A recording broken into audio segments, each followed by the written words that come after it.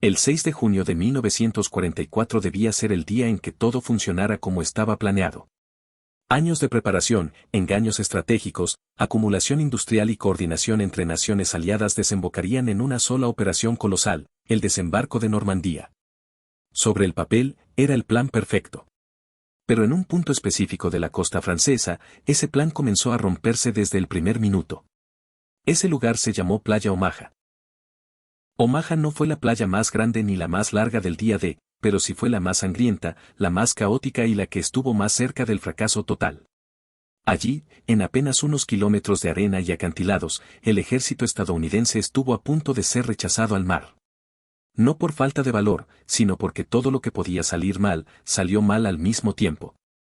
Para entender por qué Omaha se convirtió en sinónimo de horror, es necesario comprender el plan original. La invasión de Normandía contemplaba 5 playas, Utah y Omaha para las fuerzas estadounidenses, Gold, Juno y Sword para británicos y canadienses. El objetivo era establecer una cabeza de playa sólida, desembarcar tropas, vehículos y suministros, y abrir un frente occidental definitivo contra la Alemania nazi. Omaha estaba asignada al primer ejército de Estados Unidos, principalmente a las divisiones primera de Infantería y 29ª de Infantería. Eran unidades con experiencia, bien entrenadas y respaldadas por una enorme flota naval y aérea. Nada indicaba que Omaha sería diferente, y mucho menos peor, que las otras playas. Pero Omaha tenía un problema estructural, el terreno. A diferencia de Utah, que ofrecía salidas más suaves, Omaha estaba flanqueada por altos acantilados, colinas empinadas y una serie de salidas estrechas conocidas como Ross. Esos puntos eran las únicas rutas viables para avanzar tierra adentro. Y los alemanes lo sabían. Cada salida estaba fortificada, cubierta por ametralladoras, cañones antitanque, morteros y posiciones interconectadas. El mando aliado creía que la resistencia alemana en Omaha sería limitada. La inteligencia indicaba que la zona estaba defendida por unidades de menor calidad, tropas estáticas y posiblemente cansadas. Esa evaluación resultó ser gravemente incorrecta. Poco antes del desembarco, una división alemana experimentada, la 352, había sido desplegada en el sector. Sus hombres no eran inexpertos. Estaban bien entrenados, bien posicionados y listos para defender cada metro. El plan aliado confiaba en 2 factores clave para neutralizar esas defensas, el bombardeo aéreo y naval previo. Antes del desembarco, cientos de bombarderos y buques de guerra debían destruir las posiciones alemanas, aplastando nidos de ametralladoras y cañones. Cuando la infantería llegara a la playa, se esperaba encontrar defensas debilitadas, desorganizadas o directamente destruidas. Pero el clima comenzó a interferir incluso antes de que los soldados tocaran tierra. Las nubes bajas obligaron a los bombarderos a soltar sus cargas más lejos de lo previsto. Muchas bombas cayeron tierra adentro o directamente no impactaron en las posiciones defensivas. El bombardeo naval, aunque intenso, fue breve y menos preciso de lo necesario. Los alemanes, protegidos en búnkeres de hormigón, sobrevivieron en gran medida intactos. A eso se sumó otro problema crítico, el mar. El oleaje era más fuerte de lo esperado. Las corrientes desviaron a muchas lanchas de desembarco. Unidades enteras llegaron fuera de posición, mezcladas, desorientadas. Algunos soldados se ahogaron antes siquiera de ver al enemigo, arrastrados por el peso de su equipo al saltar en aguas más profundas de lo planeado. Los tanques anfibios, diseñados para apoyar a la infantería desde el inicio, fueron una de las mayores tragedias de Omaha. Muchos fueron lanzados demasiado lejos de la costa. El mar los engulló. Decenas se hundieron antes de llegar a la playa. La infantería quedó sin el apoyo blindado que debía abrirle paso entre el fuego enemigo. Cuando las primeras rampas de las lanchas se abrieron, el infierno se desató. Ametralladoras alemanas comenzaron a disparar de inmediato. El fuego cruzado barría la playa. Los hombres caían antes de dar un solo paso. No había cobertura real. La arena ofrecía poca protección. Los obstáculos antidesembarco, erizados de minas, convertían cada movimiento en una amenaza mortal. Las unidades se desintegraron en cuestión de minutos. Oficiales muertos o heridos. Radios inutilizadas. Soldados que no sabían dónde estaban ni quién estaba a cargo. El plan, que dependía de una secuencia precisa de acciones, se rompió desde el inicio. Omaha se convirtió en una lucha individual por sobrevivir. Muchos hombres quedaron paralizados, atrapados en la franja de arena bajo un fuego constante. Otros intentaron avanzar y fueron abatidos. Algunos se refugiaron detrás de obstáculos, cadáveres o pequeños desniveles del terreno. El avance parecía imposible. Durante horas, el desembarco estuvo peligrosamente cerca de ser cancelado. En los puestos de mando naval, la situación se veía con alarma. Los informes eran confusos, fragmentarios y cada vez más preocupantes. Había sectores donde no se avanzaba nada. La posibilidad de una evacuación comenzó a considerarse seriamente.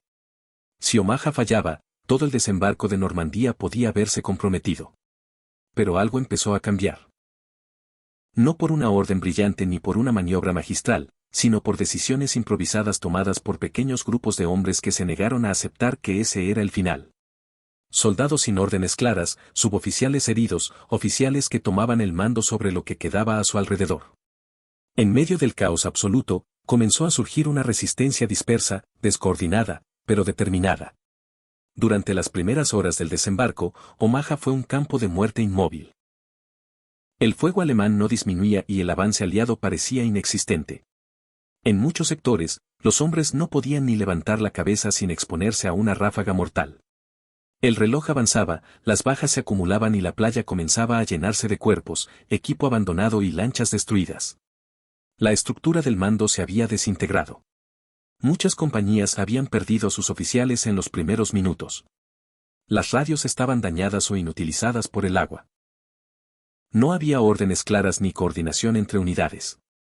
Omaha ya no era una operación militar organizada, sino cientos de decisiones individuales tomadas bajo fuego. Sin embargo, ese mismo caos empezó a generar algo inesperado, libertad de acción. Al no existir un mando central efectivo, pequeños grupos de soldados comenzaron a actuar por instinto y necesidad. Suboficiales asumieron el control. Oficiales supervivientes reunieron a hombres de distintas unidades sin importar insignias ni divisiones. La única prioridad era salir de la playa o morir allí. Algunos de los primeros avances no ocurrieron en los puntos planificados, sino en zonas consideradas secundarias o incluso inadecuadas. Lugares donde el terreno parecía impracticable, con pendientes empinadas o barrancos estrechos. Precisamente por eso, en varios de esos sectores la defensa alemana era menos densa. Grupos de 5, 10 o 15 hombres comenzaron a moverse arrastrándose, aprovechando cráteres de bombas, desniveles mínimos en la arena y el humo de los combates. No avanzaban en línea. Avanzaban como podían. Cada metro ganado era una victoria. El momento decisivo llegó cuando algunos de estos grupos lograron alcanzar la base de los acantilados. Allí, el combate cambió de naturaleza. Ya no se trataba de cruzar una playa abierta, sino de escalar bajo fuego, utilizando cuerdas improvisadas, bayonetas clavadas en la tierra, raíces y cualquier irregularidad del terreno. Los alemanes no esperaban un asalto masivo por esos puntos. Su defensa estaba orientada a los TROS, las salidas principales. Cuando los estadounidenses comenzaron a aparecer en las alturas desde direcciones inesperadas, la superioridad defensiva empezó a resquebrajarse. Una vez arriba, el combate fue brutal y cercano. Pequeños búnkeres, trincheras y nidos de ametralladoras fueron atacados uno por uno. Granadas lanzadas a bocas de hormigón. Disparos a corta distancia. En muchos casos, las posiciones alemanas fueron neutralizadas no por un ataque frontal, sino por ataques desde la retaguardia, algo que la defensa no había previsto para ese momento. Cada posición silenciada reducía el fuego sobre la playa. Y cada reducción de fuego permitía que más hombres avanzaran. El proceso fue lento, irregular y costoso, pero acumulativo. No hubo una ruptura clara. Hubo docenas de pequeñas rupturas que, juntas, comenzaron a cambiar el equilibrio. Mientras tanto, desde el mar, los comandantes navales tomaron una decisión crucial. Al ver que la infantería estaba siendo masacrada, varios destructores estadounidenses se acercaron peligrosamente a la costa, ignorando el riesgo de minas y fuego enemigo. Desde distancias extremadamente cortas, comenzaron a disparar directamente contra las posiciones alemanas visibles en los acantilados. Ese apoyo improvisado resultó vital. Los disparos navales destruyeron búnkeres, silenciaron cañones y desorganizaron aún más la defensa. El plan original no contemplaba ese nivel de proximidad, pero la necesidad lo impuso. Del lado alemán, la situación tampoco era ideal. Aunque habían infligido enormes bajas, su sistema defensivo empezaba a mostrar grietas. Las comunicaciones se vieron afectadas. Las reservas eran limitadas. Muchas posiciones no sabían qué estaba ocurriendo en sectores vecinos. La aparición de soldados enemigos en lugares inesperados generó confusión y obligó a repliegues parciales. Para el mediodía, Omaha seguía siendo un infierno, pero ya no era una trampa cerrada. Había sectores donde los estadounidenses habían logrado establecer pequeñas cabezas de playa en las alturas. No eran líneas continuas, pero eran suficientes para evitar el colapso total. La lucha continuó durante toda la tarde. El avance era lento y fragmentado. Cada metro tierra adentro se pagaba caro. Pero la posibilidad de una evacuación comenzó a desaparecer. Omaha no estaba ganada, pero ya no estaba perdida. Lo más notable es que ese cambio no se debió a una orden magistral desde arriba. Se debió a iniciativas locales, a hombres que tomaron decisiones sin saber si tendrían apoyo, sin saber si alguien más estaba avanzando en otro punto. Omaha se salvó porque suficientes hombres, en suficientes lugares, decidieron avanzar aun cuando todo indicaba que no debían hacerlo.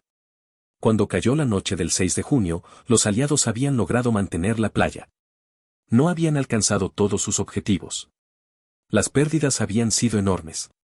Pero el punto crítico había sido superado. El día D no había fracasado. Cuando cayó la noche del 6 de junio de 1944, Playa Omaha seguía siendo un lugar caótico, peligroso y lejos de estar completamente asegurado. No hubo celebración. No hubo sensación de victoria inmediata. Lo que hubo fue agotamiento, silencio interrumpido por disparos aislados y hombres que, por primera vez en horas, pudieron dejar de moverse para no morir. El costo humano había sido devastador. Omaha registró las mayores bajas de todo el día. De miles de soldados estadounidenses murieron, resultaron heridos o desaparecieron en apenas unas horas. Muchas unidades quedaron prácticamente inutilizadas. La playa estaba cubierta de equipo destruido, cuerpos y restos de una operación que, durante un tiempo real, estuvo al borde del colapso total. Sin embargo, contra toda expectativa inicial, Omaha no fue rechazada. Los alemanes no lograron expulsar a los estadounidenses al mar. Y ese hecho, por sí solo, cambió el curso de la guerra en Europa Occidental. Desde el punto de vista estratégico, la supervivencia de Omaha fue crucial. Si esa playa hubiera fallado, el flanco estadounidense del desembarco habría quedado comprometido. Las fuerzas en Utah habrían quedado aisladas. La cohesión general de la invasión se habría fracturado. La posibilidad de una retirada parcial o total no era teórica, había sido considerada seriamente durante las horas más oscuras. Pero Omaha resistió. En los días siguientes, las cabezas de playa se ampliaron. Se consolidaron salidas tierra adentro. Llegaron refuerzos, vehículos y artillería pesada. Lo que comenzó como una lucha desesperada por sobrevivir se transformó, lentamente, en una ofensiva sostenida. Normandía dejó de ser una franja de costa y se convirtió en un frente activo. Para los soldados que sobrevivieron a Omaha, la experiencia marcó un antes y un después. Muchos describieron ese día como el más largo de sus vidas. No por su duración, sino por la intensidad constante. No hubo momentos de respiro. No hubo fases claras de combate. Fue una sucesión ininterrumpida de decisiones de vida o muerte. La memoria colectiva transformó Omaha en símbolo. A menudo se la presenta como el ejemplo máximo de sacrificio y valentía. Y lo fue.